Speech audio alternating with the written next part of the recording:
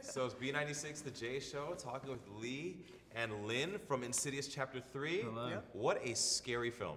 Thanks. Thank you. Unbelievable. I guess that's the look you were going for, right? That's what I'm hoping for. If you Yeah. had said, what a sort of okay film, not too scary, I would have been Or what a sad. sweet film. Yeah. That would have been. Yeah, well, no, this was definitely, I mean, we were holding hands the entire time. It was quite awkward.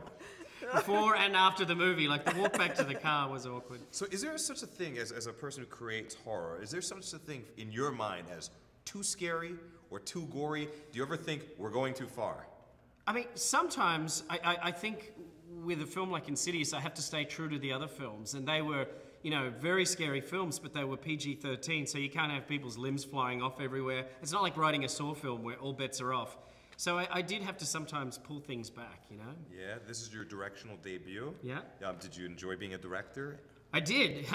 Yeah, you know, being a director, it kind of brings out the sadist in you. Like you get to push the actors around and have Control them everything. Yeah, control everything and put them through the mill. I mean, you're putting them through these really harrowing situations, and it's kind of fun to be the puppeteer of that. And Lin, the godmother of horror. What a title.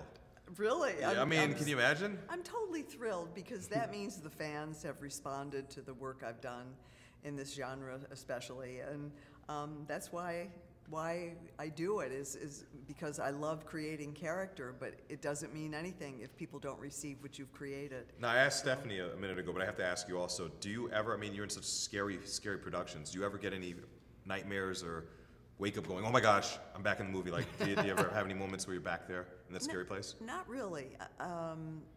I have different kind of dreams than those. Really? Okay. Oh, okay. We can talk about That's that. for another time. So this is the morning show, So right? yeah, this is the morning show, but we can beep anything. So are you saying that you are immune to fear? Is that what you're saying? at this No, point? not at all. But the things that scare me, I think, are different than the things I pretend to do in films. I mean, even though it's coming from a real place, Yes.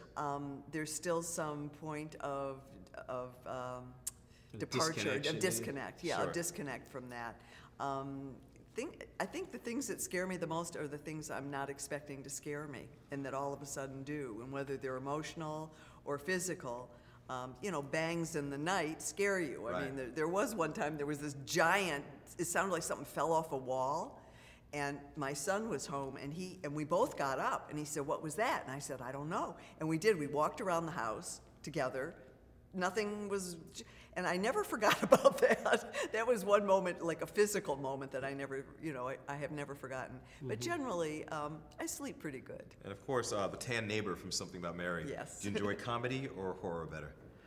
I love them both. Yeah. Because I love character and story.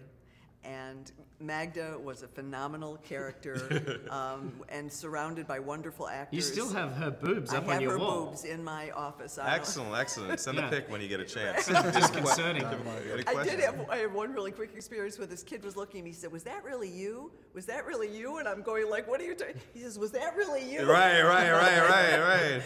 Anyway, yes.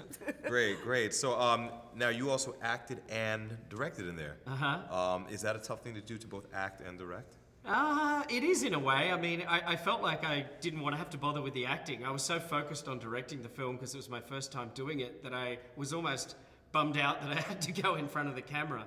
But so maybe the next time I direct, I wouldn't act in the film. I just want to stay behind the camera. Is the American accent hard to do?